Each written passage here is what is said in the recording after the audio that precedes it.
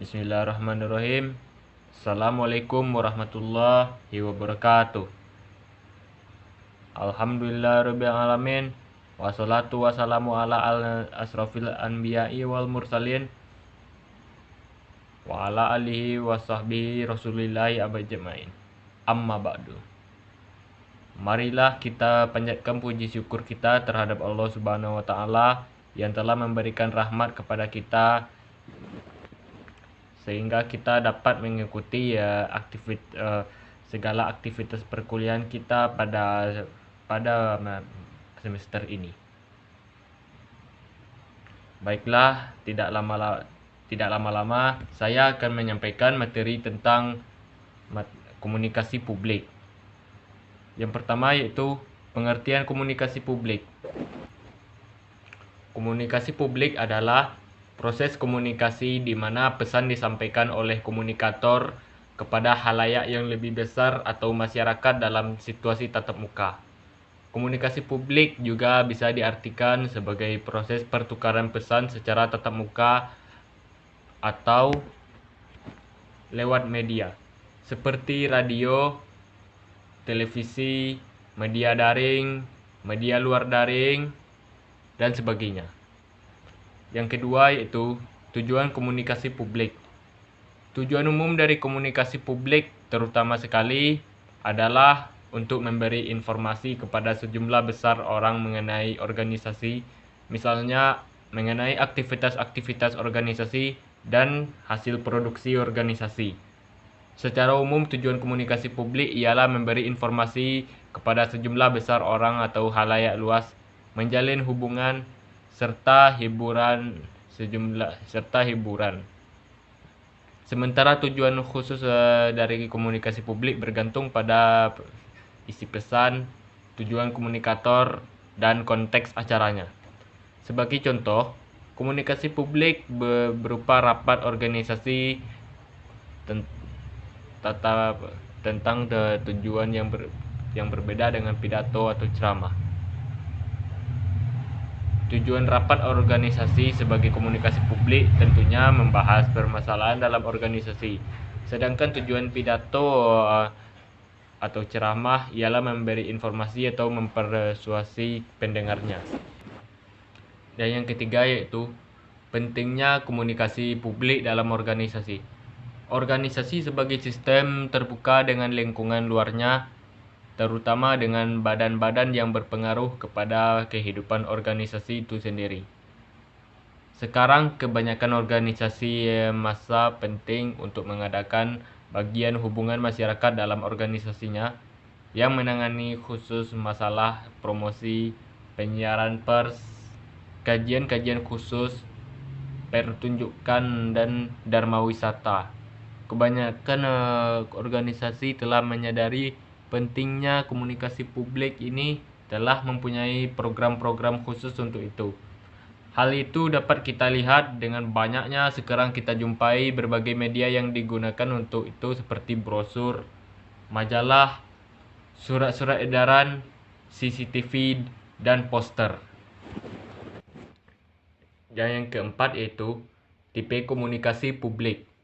Bentuk presentasi komunikasi organisasi publik secara garis besarnya dapat dibedakan atas dua kategori yaitu yang bersifat pemberian informasi dan mencari komitmen. Presentasi yang bersifat pemberian informasi dapat pula dibedakan sebagai berikut. Yang pertama yaitu presentasi orientasi. Presentasi ini sengaja diberikan kepada pegawai-pegawai baru dalam organisasi untuk memperkenalkan mereka dengan lingkungan kerja yang baru. Presentasi ini merupakan suatu seri komunikasi tertulis dan lisan yang menyangkut berbagai hal yang perlu diketahui oleh anggota organisasinya. Dan yang kedua, presentasi untuk latihan pekerjaan tertentu. Bila sejumlah anggota organisasi diberi jabatan baru, mereka mesti dilatih untuk pekerjaan itu oleh pelatih melalui beberapa bentuk komunikasi lisan. Memperlihatkan bagaimana melakukan sesuatu merupakan topik yang paling umum dari presentasi jabatan. Di samping itu juga diberi kesempatan untuk berdialog antara pelatih dan yang dilatih. Yang ketiga, laporan status. Tiap-tiap subunit organisasi haruslah menyampaikan informasi tentang apa yang mereka lakukan.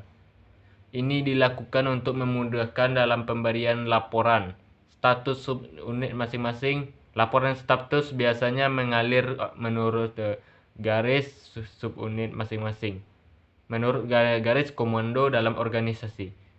Tiap-tiap supervisor melaporkan statusnya masing-masing kepada atasannya. Namun kadang laporan itu mengalir secara horizontal kepada unit atau subunit. Bila dirasa perlu, laporan status kadang disertai memorandum dan laporan produksi. Laporan mungkin diberikan secara teratur dan juga kadang-kadang dapat diberikan secara informal. Yang keempat, rapat-rapat umum. Kadang-kadang pemimpin merasa perlu mengadakan rapat umum beserta seluruh karyawannya. Salah satu kegiatan utama dalam rapat tersebut adalah untuk memberikan informasi kepada karyawan yang mungkin berkenaan dengan kebijaksanaan umum yang baru atau peraturan baru yang perlu diketahui oleh karyawan, atau mengenai hal yang lainnya yang perlu diinformasikan secara cepat. Bentuk kedua dari komunikasi publik dalam organisasi adalah untuk mencari komitmen. Komunikasi ini dimaksudkan untuk mempengaruhi pendengar melalui informasi yang diberikan. Beberapa tipe dari presentasi ini adalah yang pertama yaitu presentasi pemesaran. Tipe yang paling nyata dan dari presentasi untuk mencari komitmen adalah presentasi yang dilakukan oleh seorang bagian pemasaran yang mencoba meyakinkan orang lain tentang hasil produksi atau pelayanan organisasinya, atau presentasi yang diberikan oleh seorang pemimpin mengenai rencana baru yang dilakukannya dan mencari pemberian dana untuk itu. Yang kedua, presentasi memotivasi. Bila presentasi yang diberikan untuk mempengaruhi orang agar mau bekerja keras atau meningkatkan produksi, maka prestasi itu dinamakan memotivasi. Presentasi ini dapat langsung diberikan secara tatap muka, dapat juga melalui media tertentu seperti koran atau brosur. Yang ketiga, presentasi penerimaan karyawan atau mahasiswa. Presentasi ini dilakukan secara tertulis yang menjelaskan syarat-syarat diperlukan bagi calon yang dibutuhkan. Di samping itu juga imbalan-imbalan apa yang akan diperoleh bila diterima. Yang keempat, pendekatan tim. Pendekatan ini tidak sama dengan tiga bentuk yang telah dibicarakan di atas. Presentasi ini tidak terbatas pada situasi tertentu.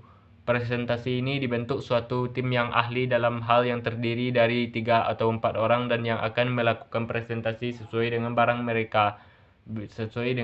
mereka masing-masing. Tujuan dari presentasi ini adalah untuk membujuk orang atau meyakinkan orang agar mau menerima ide-ide yang disampaikan. Sekian penyampaian materi dari saya. Saya akan akhiri video ini. Wabillahi taufik wal hidayah. Wassalamualaikum warahmatullahi wabarakatuh.